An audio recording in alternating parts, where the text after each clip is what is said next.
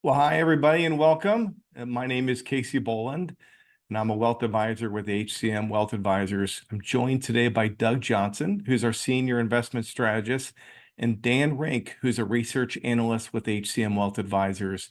Welcome to our webinar. So if you'd like to ask a question, please go to the bottom of your screen and click on Q&A, and there you'll have an opportunity to submit your question, and we'll do our best to answer at the end of the webinar.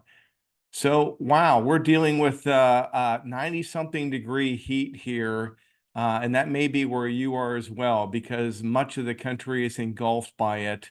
So, guys, I don't know. It's a little bit of a parallel of what's going on with stocks. Certainly, especially with the S&P 500. The S&P 500 certainly has been hot to start the year. So as we take a look, we're going to start and first kind of review some returns of where some of the indices are near the midpoint of the year. And as we take a look, right now, the S&P 500 is up just shy of 16%. That's the top, I guess that's purple or kind of a navy blue line there.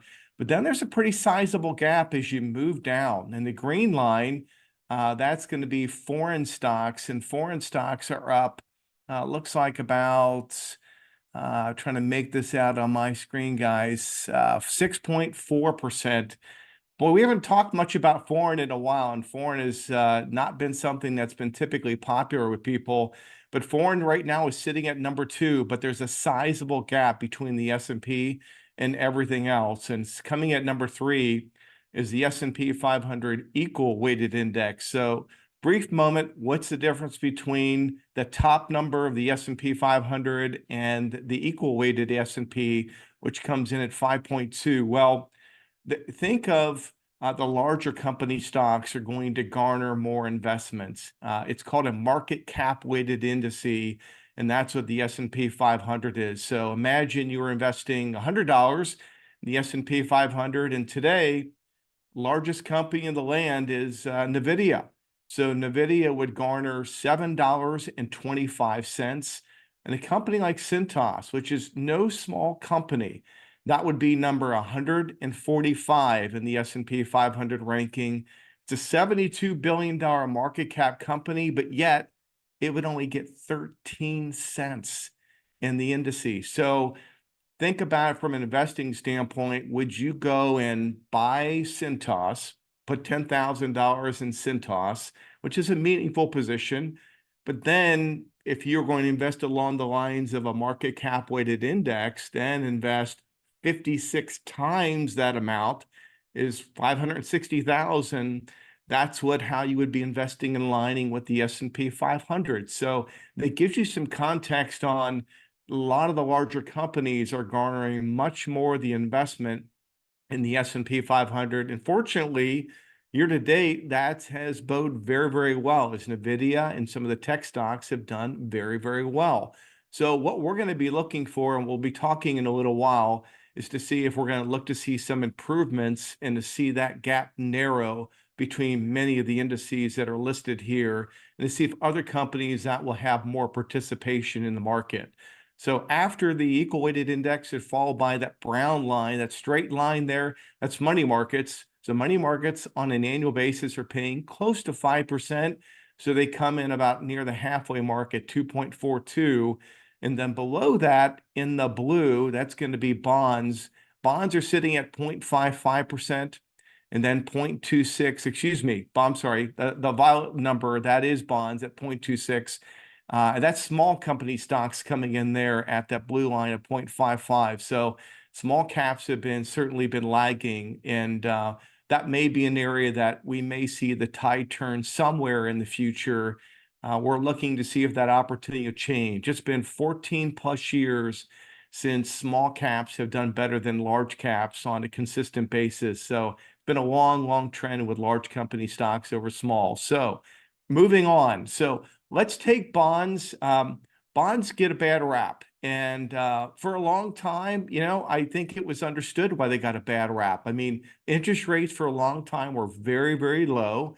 And so you couldn't earn much in interest rates if you were investing in bonds. But if you were borrowing money, mortgages were at 3% and below. It was a fantastic environment to borrow. But you can't have one without the other. So we're going to take a little time and focus on bonds and how to think about bonds when you're looking at your portfolio and looking at returns. So we're going to focus on two bars on this chart. We're going to focus on the left-hand side, which is going to be US Treasuries, and then the third from the left, which is going to be investment grade corporate bonds. And so what you're looking at is a range in the last 10 years of what these various interest rates have been paying by these different securities. So with US Treasuries, it's been on the low side of 0.3 to 0.4%, all the way up to a little bit above 5. And that little purple line and that violet line slash, that's been the median number for the last decade. So treasuries haven't paid much. They're sitting below, they've been paying below 2%. But if you look at the blue diamond sitting at 4.7 with treasuries. And when you look at corporates, corporates are sitting at 5.5. Well, guess what? Today, that's the type of rate you can earn on treasuries and corporate bonds, and they work very similar to CDs. So let's look at the parallel. When you buy a CD, you know the term and you know the rate of return that you're going to receive on your investment. Bonds work very much the same way. The only difference is then every day, though, they still get priced like a stock, and that can be misleading. So what I mean by that is if you look at that 5.5% with corporates, we're looking at bonds now today that you can buy today, hold them for several years, and you're going to earn a very good rate of return. But if interest rates move up, it means temporarily those bonds may go down in value. So like this year right now, as we look before, bonds look like they're not returning much this year. That's deceiving. If you've purchased bonds, you've bought bonds that you're locked in at set maturities, you know exactly what your return is going to be. So ignore what's happening with interest rate movement. So we have several bonds in the portfolio right now that are paying very good rates of return, treasuries in the upper fours, corporates over 5%. We purchased one back in February. It's a 2030 corporate security that at the end of 2030, it matures. And as long as those particular bonds, they don't default, we know we're locked into over a 5% rate of return, even though they may be subject to temporary moves in interest rates. So great opportunity for bonds, especially if you're a retiree. All right, let's move on to equity. So we saw a little bit of what was happening in the S&P 500, and we saw small caps have been lagging, but this is a chart, guys, that really tells the story of what's been happening in the market this year. I mean, NVIDIA has been constantly been in the news, and what we're looking at is a chart that's a relationship between U.S. small company stocks. So that's the Russell 2000. That's that blue line that you're seeing, the royal blue line throughout the chart. And the other lines, we're going to look at Apple, which is in red, Microsoft in green, and NVIDIA, that's in purple. So if we go back a decade in 2000 or 2014, you could see at that point in time that the entire Russell 2000, so you're talking about 2,000 stocks, the entire small cap universe, it had a market cap of $3 trillion today, 2 trillion back during that time period of time. So it's increased during that period. But when we look at Apple, Microsoft, and NVIDIA, they were well below 1 trillion in market cap and considerably less than the entire small cap stock market. But just since now in the last handful of years, these stocks have taken off, especially NVIDIA. You look at what's happened with NVIDIA in the last couple of years, and it's just been on an absolute tear. And it's moved from a market cap or market capitalization of under 500 billion to now at over 3 trillion. In the last couple of days, the order of these stocks have changed. NVIDIA is actually number one by a slim margin, but that's come a long way in a very, very short period of time. And anytime when you have stocks that go that fast and that type of trajectory, it doesn't mean they don't have more upside. It's a great company, but you have to wonder if things are a little distorted, a little bit overvalued at this point in time. We shall see. All right, so moving on, and we look at valuations, those three stocks of Apple, Microsoft, and NVIDIA are going to be included as we look at the S&P valuations, and we're going to look at them by different ranges.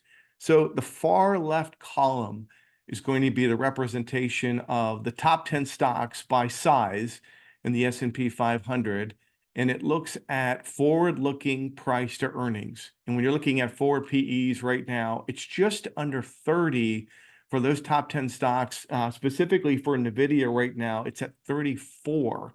Anytime you get north of 30, especially on a forward basis, stocks are pretty rich, and it means that the expectations for growth are extraordinarily high to continue to meet that expectation that those stocks can continue to grow at that type of pace. And so the blue part of this particular chart shows the stocks and also the PEs. The orange part of the scale on the right-hand side shows that those top 10 stocks make up about a third, or about 35% make up those top 10 stocks. So there's your weighting of the market capitalization. The takeaway really, though, from this particular chart is that despite the fact that the top 10 stocks are a little pricey today, a little high in valuation, the rest of the market, when you look from the second column over and you're looking at PEs of 20, moving down to 15, they're not cheap valuations, but they're not overly expensive valuations for the stock market. So we do have some opportunity here that we see in the rest of the stocks in the S&P that still could provide some reasonable upside. And that's where you would see the equal weighted index versus with the S&P may have potential some more participation here in the market. So the big key that's going to be driving this is earnings and earnings growth. So if you're looking at one element and one element alone to say what's going to be most closely correlated with increasing stock prices, it's going to be earnings, and you need to see growing earnings. So what we're looking at with this particular chart is on the left-hand side, we're going to focus on these three pieces on the left side of the chart. It's going to be the S&P 500, the Magnificent Seven, and then we're going to look at the S&P excluding the Magnificent Seven. And you're looking at earnings per share growth forecasts for last year, 24 and 25. So when you look at the S&P, the good news is you look at the overall picture, and that's continued to grow and grow over the course of these 3 years, is what's exactly what you want to see. And the Magnificent Seven earnings have been fantastic, been very, very high, but those numbers are starting to come down as you look at the trend in the course of these 3 years. And then the rest of the stock market, excluding the Magnificent Seven, you're seeing that trend go from negative earnings growth in 23 to seeing those grow now over the next couple of years. So that's a trend we want to see. And then the right-hand side of this chart is you're seeing then it's basically the gap, and the gap between the Magnificent Seven versus the rest of the stock market. And you're seeing that gap is shrinking, and that gap is shrinking as the 493 stocks earnings growth are improving, while the Magnificent Seven are showing earnings growth that are slowing. So again, this is supportive as we see over time potentially of higher stock prices of more companies that will be participating. And we are seeing that trend, and that's kind of what you see in this particular chart. Is we're really only going to focus on the last handful of months.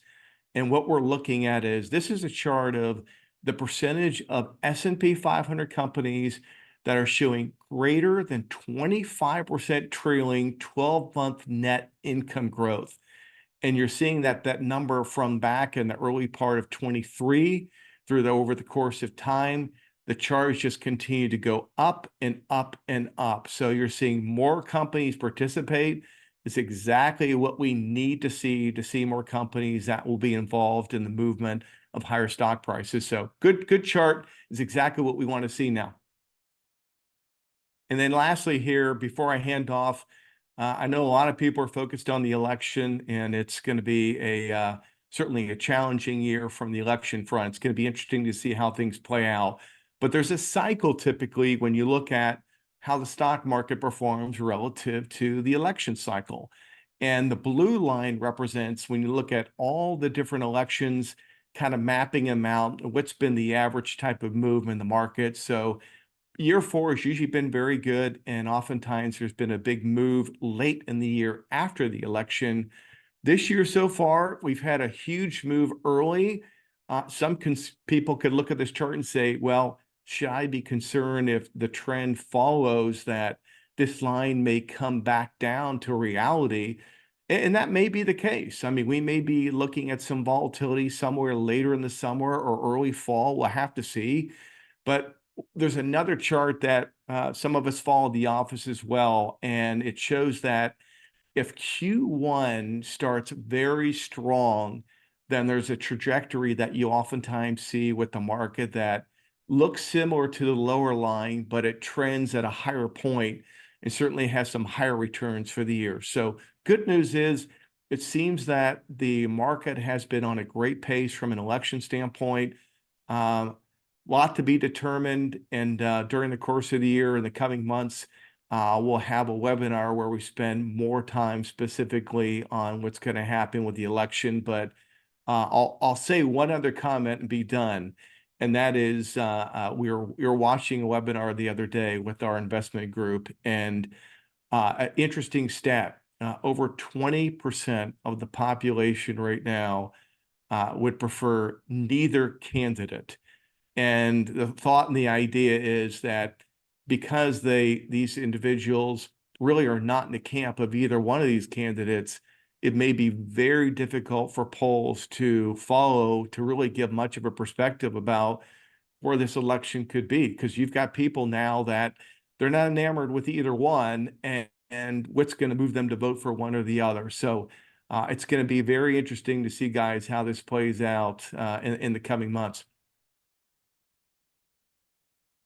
Absolutely.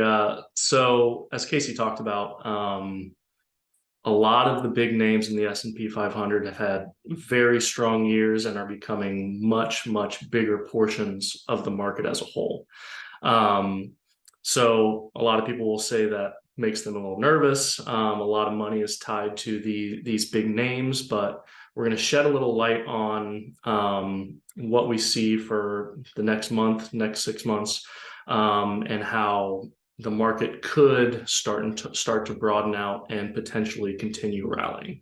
So this chart here just kind of piggybacks on what Casey has been talking about and takes a little bit further. So this is the 30 largest S&P 500 members as a percent of the total market cap.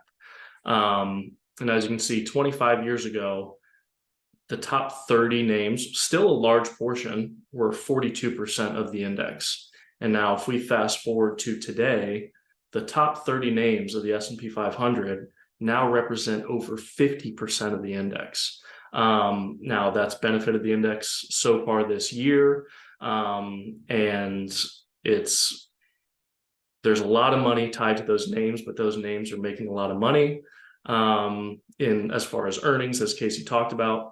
A lot of people are worried about it, but we're going to shed a little light about how the S&P 500 performance this year is a very strong sign for the market overall, and how it could continue through year end. So if you look at the next chart, so far this year, the S&P 500 has had now 30 new highs. So that means the S&P 500 has closed at a new all-time high 30 times so far this year. Now, throughout history, back to 1957, when there's been at least 30 new all-time highs, the S&P 500 has never closed with a negative number on a return basis. The average return when you have 30 new all-time highs put in, the average return for the S&P 500 is 9.6%, with the median being 9.5. The projection, if this trajectory continued, is 63 new all-time highs for the entirety of 2024. That sounds like a lot, but looking at this chart, if we look back through history, it's not crazy uncommon. We see 2021, 1995, 1965, 2017, a lot of strong years in the market have all these new all-time highs. Another thing that we're coming up into is a strong seasonality period. If for the next month, or actually another thing that's working in our favor is sentiment. Investors don't love this market. A lot of people are worried about the top names, are very skittish with how big Nvidia is getting, how big Apple's getting, how big Microsoft's getting. So you're not seeing that extreme greed. When we have extreme greed, that's when you start to think that the market may be a little toppy. But right now, over the last previous close, last week, last month, I mean, you're seeing some pretty good sentiment numbers. A lot of people are a little worried about this market. And when people are worried about the market, you're not really seeing those toppy, frothy type trades being placed. So from a sentiment perspective, the market definitely has potentially more room to run. There's not enough euphoria in the market right now for us to really say it's looking frothy or toppy. And another thing we have coming up is seasonality. So that's July being one of the stronger months of the year. For the last 9 years in a row, I'm going to jinx this, so I'm going to knock on wood. July has been a positive number for the S&P 500. So lately, July has been pretty strong. So 9 out of the 10 last years, we've had a positive number with an average return of 3.1%. So if you say, hey, over the next month, 2 months, can this continue? I would say, if we look back through history, absolutely. The summer months tend to have lower volume and really provides a little bit of less volatility. So when there's less volatility, you usually see the stock market grind higher. So July's looking pretty solid. And then, as Casey touched on earlier, this is not looking a lot like the 2000s tech bubble or anything like that. This market rally is fueled by very strong earnings coming out of the really rough 2022, the rate hike cycle, inflation. Earnings have been really, really strong. So not only do we have, new all-time highs being made from a technical perspective, the market looking pretty good, but we have the fundamental earnings backing it up. Now, as Casey mentioned earlier, some of the top stocks in the index are starting to get a little expensive. But as you talked about, throughout the rest of the year, projected earnings for those lower 493 names are starting to pick up, and that could absolutely be a boon for the market for the rest of the year. And then as far as breadth of the market, so if you want to go to the next one there, Doug. So we're looking at the equal weight index here, and the breadth of the S&P 500. So, when everyone quotes, oh, there's some bad breadth and the S&P 500 continues to rally.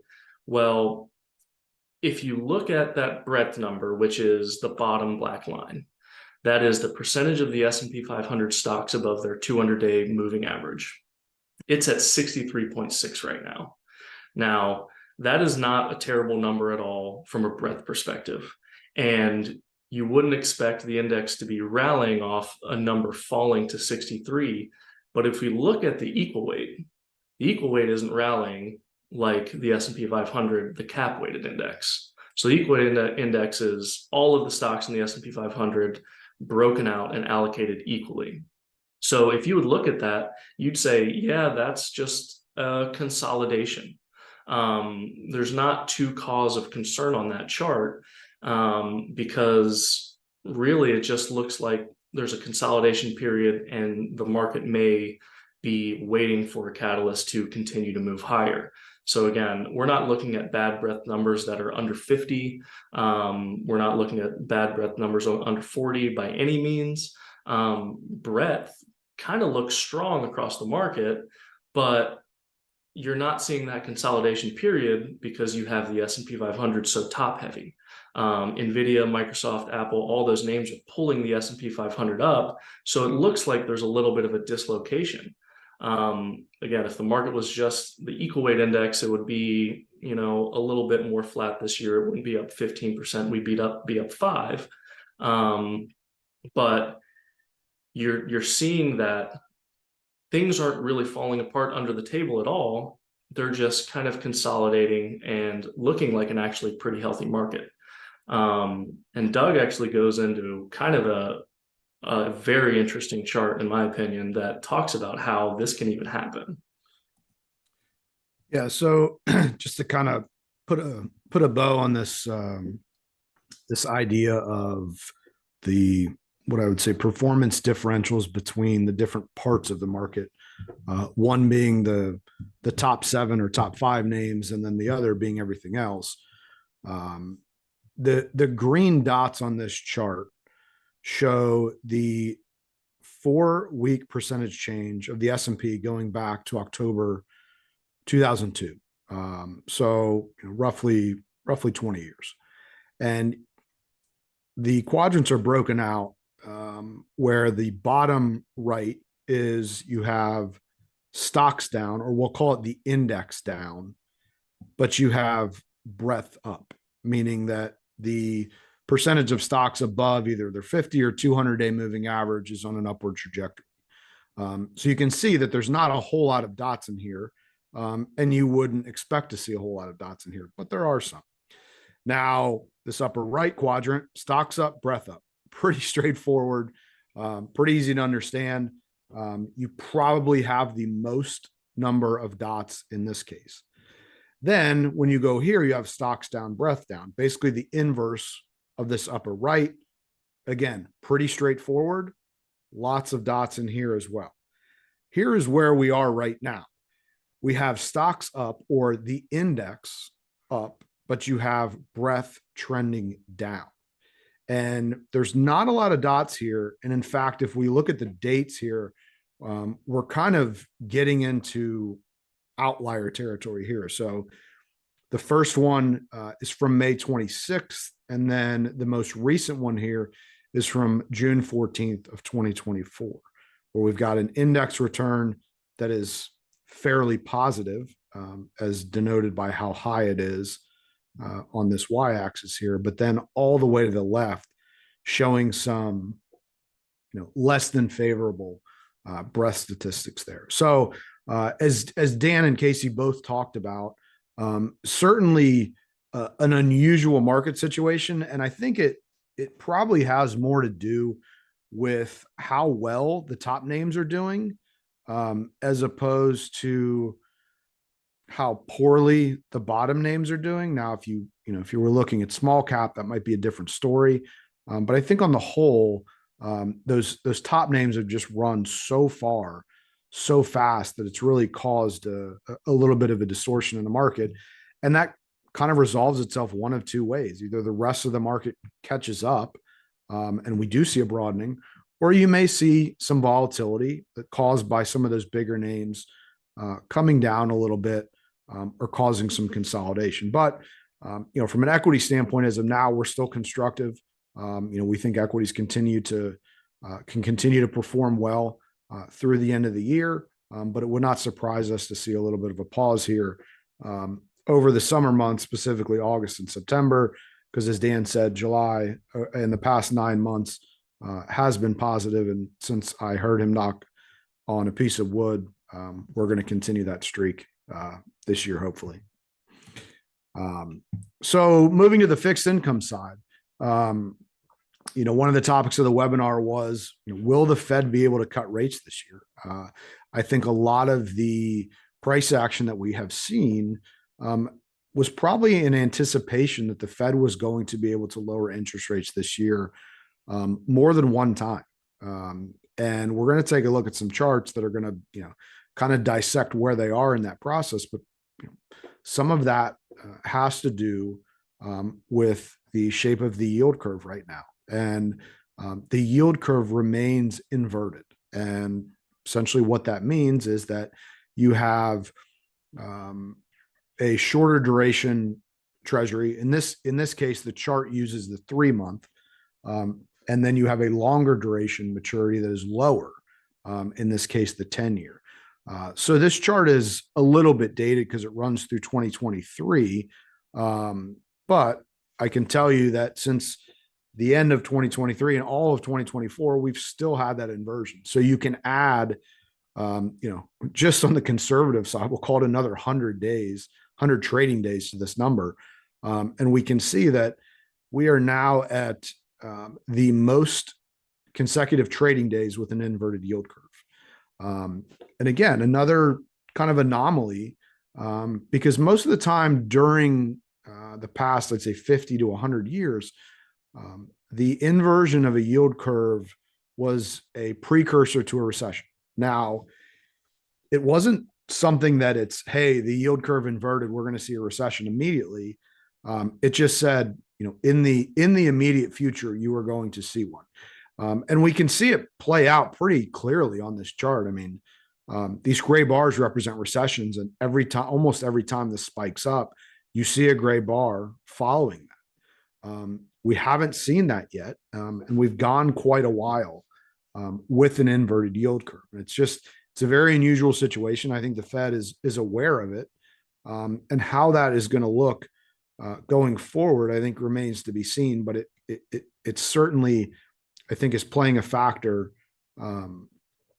in kind of how they're assessing what their next moves might be. What does the market think in terms of where the Fed can go? So these dark blue bars, or maybe purple bars, depending how good your eyes are, represent the market expectation of rate moves as of January 1st of this year at different points in the year. So, for instance, on January 1st, 2024, the market expected 2.5 rate cuts by June 12th. We've had 0. Now you look at the expectation as of last week, and you don't see the first full rate cut priced in until November of 2024, where at the beginning of the year, there was expectations of pricing of 5.5 rate cuts. So that's a pretty significant difference in terms of how the market has shifted its expectations in terms of what the Fed can do regarding rate cuts. And we're going to look at some CPI numbers and some inflation numbers here in a second. But if you go back to really the only period of volatility that we've seen this year, in April, it was centered around the fact that there was some inflation data that came in a little bit hotter or firmer than what was expected. And it gave the market a little bit of indigestion, because I think it said, okay, all of these rate cuts that we were expecting to have happen are now going to get pushed out into the future. And a lot of the price movement that we've seen is going to get unwound, and on and on and on. Well, we saw that volatility for about 5% to the downside, and then sure enough, it was gone pretty quickly. So I think the market has been actually really resilient in the face of shifting expectations on when and if the Fed is going to be able to cut rates. The other positive has been that the yield levels across the curve have been able to stabilize. So they're not bouncing up and down. They're not, testing that 5% level. They've come down and stayed in the 4.5 to 4.25 range. And I think that benefits fixed income investors who are looking to generate some income, as Casey pointed out earlier.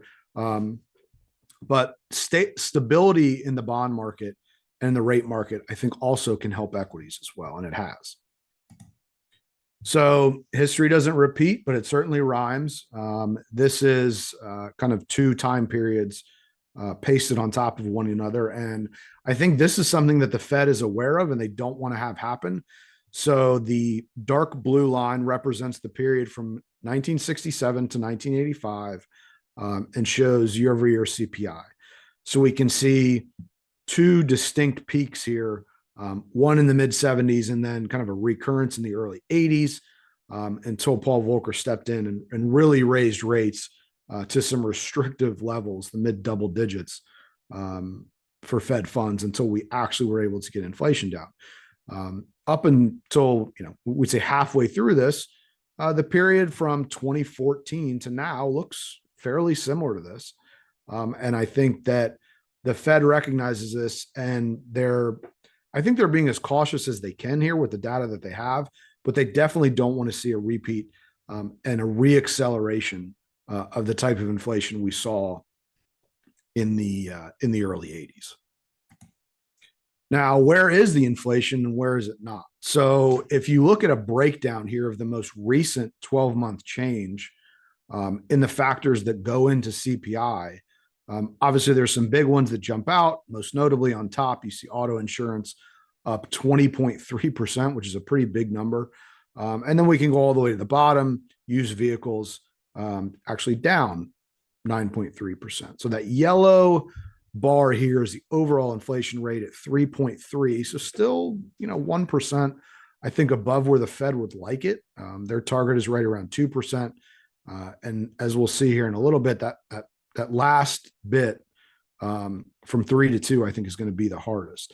The one takeaway that I would take from this slide is that you're seeing that inflation on things that are needs remains high. Whereas things that are, I guess we would characterize as wants, you're actually seeing some deflationary numbers here. It's an interesting distinction there. Some would say that the demand for discretionary goods has kind of waned a little bit, and that will help. But as long as inflation stays high and the things that are needed, that's still going to cause a little bit of resistance in getting back down to that 2% level. So another factor is economic health. How does the economy look? So here we have the non-manufacturing index or services, and then we have the actual manufacturing index. Both of these are ISM. Anything over 50 is considered expansion. Under 50 is considered contraction. So you can see from the period in 2022, when we had a down market, rates were going up, economy was slowing a little bit, these numbers started to go down. You could say ISM manufacturing kind of got into contraction mode for a while, but then it leveled off. And for the most part, we've seen a little bit of an uptick again. And then services has kind of held steady above that 50 mark of expansion. So I think the Fed sees this and they say, okay, the economy is not ripping higher. So from a growth perspective, the concern about reaccelerating inflation maybe isn't there.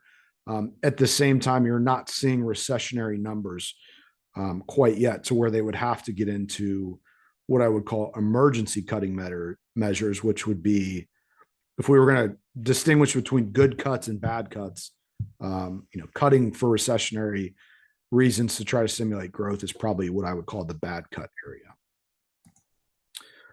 So to wrap it all up, where has inflation come? Both regular CPI and then core CPI. So we've seen our peak happening in the middle of 2022, and we've come down pretty well since then.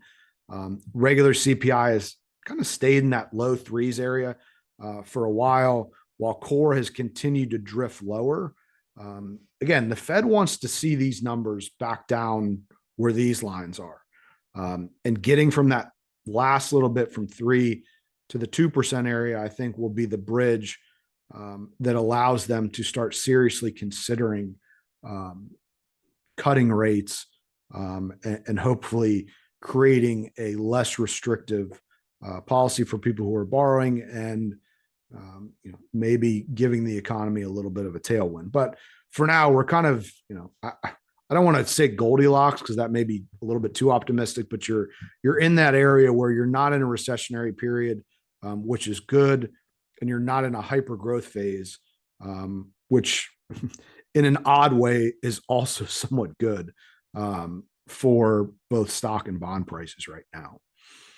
So one last chart that I want to leave you with before we go into Q&A, and it relates a little bit to kind of the market environment that we're seeing right now, specifically with the AI boom and some of the price movements we've seen in some of these names that have been very aggressive. But I came across this and I thought it did a good job of describing the best way to think about investing. even though this chart has nothing to do with investing. And it basically says how big you dream when you think in days, months, years, and decades. So when we break down investing in these time frames, I think it's very similar to what these bars represent. When we're thinking about retirement or time in the market, decades in those periods will generate the highest levels of return. And then on down, years can also generate high levels of return, but there's volatility, months, and then days. What I would caution investors on at this time is having this AI frenzy and some of the moves in these stocks shifting their perspectives to the left. And what I mean by that is the expectation now that a month's worth of return should be happening in days, or a year's worth of return should be happening in months, or decades worth of returns should be happening in years. There's certainly no easy path to creating the type of wealth that we want, especially the type of wealth we need to be able to retire. And we're certainly thrilled that the market has provided us with good returns over the past few years. But I think it's also our job to provide perspective at times around the current environment. And I think that this does a good job of reminding us that there's a natural path to wealth building. And unfortunately, there's really no shortcut around that. And the only shortcuts that exist involve significant amounts of risk that usually have very low success rates. So this was just a good chart on perspective that I wanted to share with everyone. So let's go ahead and get into a few questions here. Give me just a second here to pull these up. So the first question regarding elections, do we anticipate any significant volatility around the election, regardless of who the winner is? I guess that yes and no, I guess is the answer to that. So there's a phrase that people care about elections and markets don't. And I think it's rooted in data. So we're trying to, be as objective as we can when we say that. There was a very good chart that we almost put in this presentation. I think we were going to save it for our election specific webinar when we get to that. And it just showed the breakdown of overall market returns per term of each president. And it had, red bars and blue bars to denote Democrats and Republicans. And then it also had gray circles to denote drawdowns. And what you saw was, most of the time, the market returns were positive. And, Casey, I know you have a good tennis analogy for this, so I'm not going to steal it from you. I'll let you fill that in. But, I think overall, we don't want to get too caught up in the emotions of all this. There may be some volatility around it, but I think overall, the projections for Congress are to be split. I think the Republicans are predicted to win the Senate, and then the Democrats are predicted to win back the House. So, whatever your belief is in terms of who gets into office, I don't think they're going to be able to go in there and just do whatever they want. There's going to be some checks and balances within the government. And, I think it's important to remember to not act overly emotionally, regardless of how this turns out. So Casey, I'll let you share your tennis analogy now. So we were talking, so with summer comes the Western Southern tennis event, and, Roger Federer had just great success here over the years, and won a number of tournaments over the course of time, and a number of different, the major tournaments as well. And he said he was giving a graduation speech, and come to find out, and I didn't realize this, that if you look at his individual points, so a point being like, or every different serve being a point, his win percentage on every serve, whether it was him or his competitor, it was 54%, which was strikingly low in my mind. I'm thinking, boy, you're barely winning half of the points, but yet his match win rate was almost 80%, which just was astounding. And so he learned over time that not to focus on the short term and not to focus on what happened on an individual point if he lost a point. And he focused more on the bigger picture, and he took care of things. And 80%, what a great track record. And the stock market correlation's very similar. So you day by day, stock market percentage on how stocks are going to perform a day, the stocks have a win rate of right at 54%. So pretty much in line with Roger Federer. On a longer term basis, though, when you go back almost 100 years, the stock market is up 70 something percent. So very close to Federer. But again, the idea being that on a short term basis, certainly market volatility, people can focus, and I know some people will focus daily on what's going on in the portfolio, and it can absolutely drive you nuts. But you need to be able to step back and look at the long term, and the market has a wonderful history from a longer term basis. And to what Doug was mentioning earlier, that's our focus. Our focus is, it's been great. I did mention earlier when we were looking at returns, but I was looking and reviewing some clients' returns this morning, and equities are up double digits this year. And as we mentioned, from a bond standpoint, bond returns, we have a number of bonds that are locked into attractive returns. That's great, but those are short-term oriented. Our focus on a longer-term basis is to ensure that we have a plan to ensure long-term financial security. And that's a process, and it's evolving planning process that takes a lot of years and decades to achieve. And that's the focus. So anyway, it's going to be an interesting election. We'll have some wonderful data to share with you. When I first reviewed it, my focus was on the positives of returns of what happens with Democrats and Republicans. But very interesting data that we'll be able to share what happens on the downside as well. I'll let that out a little bit of the cat out of the bag. No particular party has been immune from downside risk, as some of the data will show in the course of time, which has been pretty interesting. Great. So one last question here, and this regarding the debt level. This has been a topic that's been getting a lot of attention. Basically, the question is, are we concerned?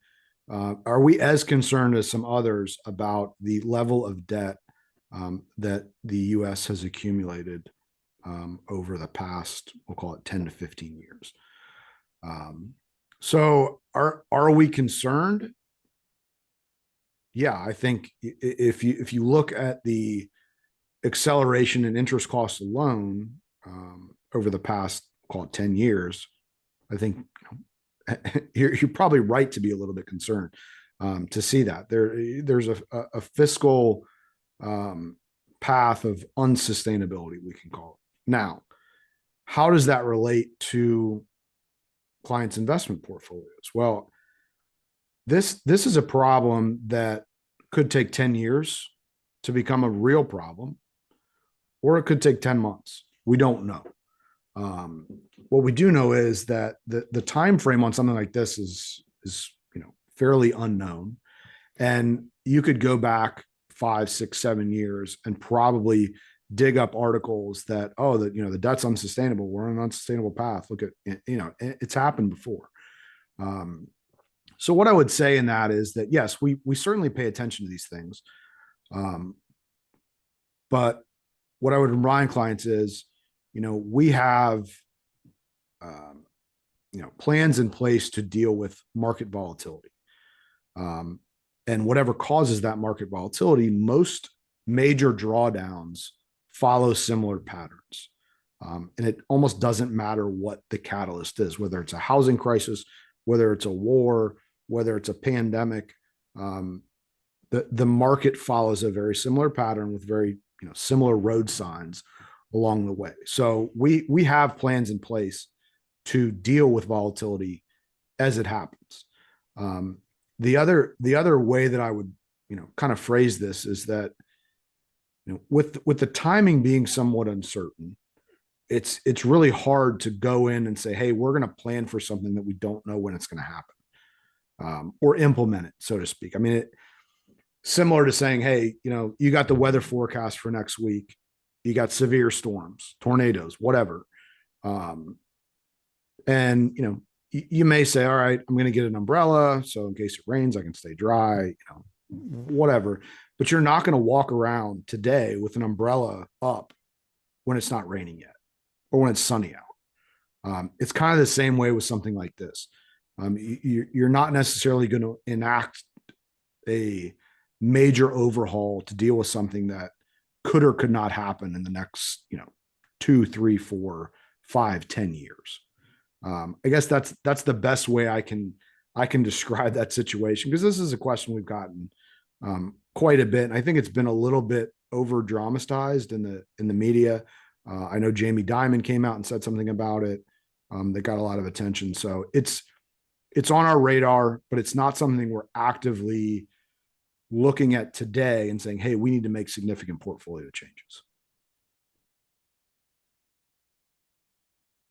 So I think that's the last question we have. So Casey, if you want to take us out. Well, thank you again for joining us for a webinar here in June 2024. So thank you for the trust and confidence that you've placed in HCM, wealth advisors, and CPAs. It's again, it's been a good market so far, but again, keep in mind where the focus is on the longer term and the longer term plan of your long-term financial security. Enjoy the summer. Please don't hesitate to reach out if you'd like to discuss your individual plan. We're glad to help. And if there's a family member or friend that we can help, please don't hesitate to reach out to provide an introduction. We would be honored. Thank you very much, and have a wonderful evening. Take care.